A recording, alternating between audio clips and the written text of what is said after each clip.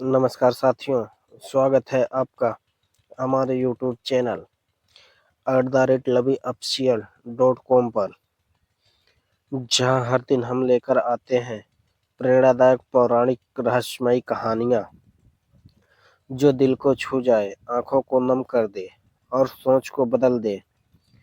यह सिर्फ एक कहानी नहीं, यह घमंड के टूटने, इंसानियत के जगाने और प्रेम की परीक्षा की कथा है। तो दोस्तों, मन को शांत कर लीजिए, दिल खोल लीजिए और चलिए आगे बढ़ते हैं इस अनोखी कहानी के अगले अध्याय की ओर। राजमहल की दीवारों के भीतर आज अजीब सी खामोशी थी। वही महल जहां कभी राजकुमारी चंद्रलेखा अपने घमंड से सबको दबा देती थी, आज वही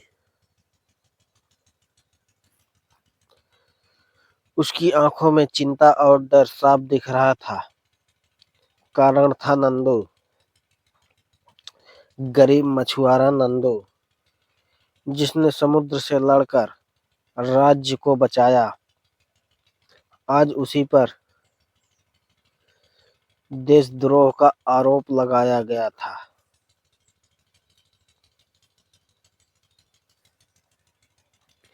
दरबार में खबर फैली, नंदू ने अकाल के समय अनाज की चोरी करवाई है। यह सुनते ही राजकुमारी का दिल कांप उठा। यह झूठ है, नंदू ऐसा नहीं कर सकता।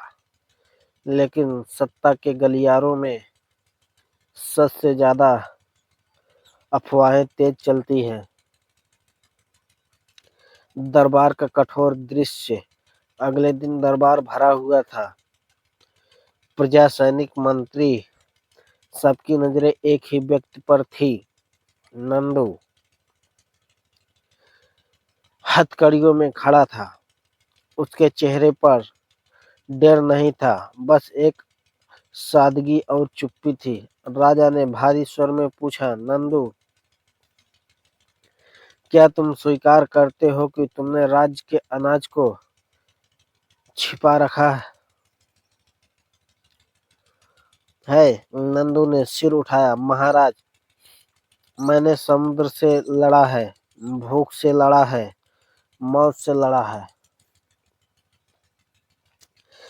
पर कभी सत्य से नहीं। सभा में सन्नाटा छा गया। राजकुमारी की सबसे कठिन परीक्षा। राजकुमारी आगे बढ़ी।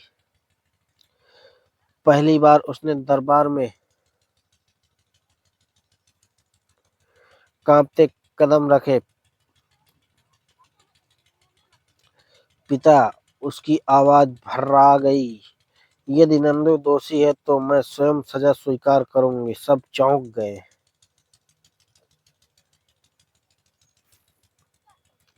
मंत्री मुस्कुरा उठा, राजकुमारी भावनाओं से न्याय नहीं होता। राजकुमारी की आंखें चमक उठी, और घमंड से होता है। यह वही चंद्रलेखा थी जो कभी गरीबों को तुच्छ समझती थी, और आज एक गरीब के सम्मान के लिए पूरे दरबार से लड़ रही थी। सच की खोज।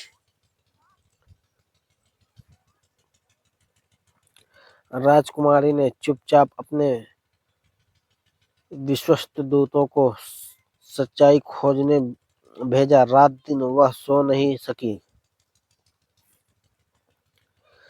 हर पल उसे याद आता रहा नंदू का घायल शरीर,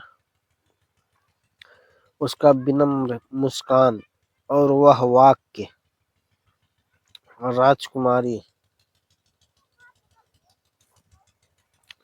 घमंड लहरों जैसा है, टूटना ही पड़ता है। उधर नंदू को कारागार में डाल दिया गया, अंधेरी कोठरी में। वह उसकी माँ की सीख याद करता, बेटा, सच देर से सही पर लौटकर जरूर आता है। असली गुनहगार बेनकाब। 3 दिन बाद सच्चाई सामने आ गई। वही पुराना मंत्री जिसका षड्यंत्र पहले भी पकड़ा गया था, अब फिर से भूख और सत्य का खेल खेल रहा था। अनाज उसने छिपवाया था और दोष नंदू पर मढ़ दिया था। जब यह प्रमाण दरबार में रखे गए तो सन्नाटा टूट पड़ा। राजा की आंखों से आंसू थे। उन्होंने आदेश दिया, नंदू निर्दोष है और जिसने यह षड्यंत्र रचा उसे राज्य से निष्कासित किया जाए। परिवर्तन का क्षण। नंदू की हथकड़ियां खुली। राजकुमारी उसके सामने आई। पहली बार उसने सिर झुकाया। नंदू, मैंने तुम्हें नहीं, खुद को पहचाना है। अगर तुम ना होते तो मैं आज भी घमंड में अंधी होती। नंदू की आंखें भर आई। राजकुमारी, अगर समुद्र मुझे कुछ सिखाता है तो यही है कि हर लहर लौटकर किनारे से मिलती है। प्रेम की चुप शुरुआत उस दिन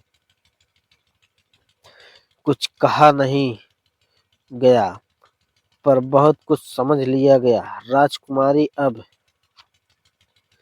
गरीबों के बीच बैठती, उसके साथ भोजन करती और नंदू उसके साथ राज्य की सेवा करता। प्रजा ने पहली बार यह हमारी राजकुमारी है कहा, लेकिन कहानी अभी खत्म नहीं हुई थी।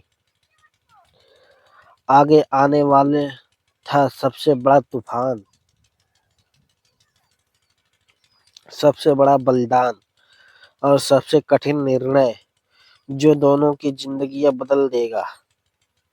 धन्यवाद मित्रों। यह कहानी कैसी लगी कमेंट बॉक्स में जरूर बताएं। फिर मिलते हैं अगली कहानी के साथ, जहां हम प्रतिदिन लेकर आते हैं एक से एक प्रेरणादायक पौराणिक रहस्यमय कथाएं।